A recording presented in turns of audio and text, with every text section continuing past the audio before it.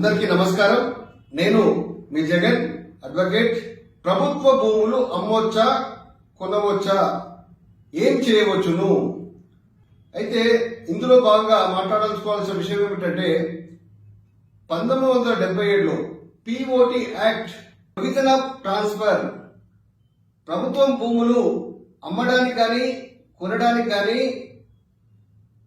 ఎలాంటి అవకాశాలు లేవు అని చెప్పే యాక్టే ప్రొవిజన్ ఆఫ్ ట్రాన్స్ఫర్ యాక్ట్ 1977లో ప్రభుత్వం తీసుకొచ్చింది.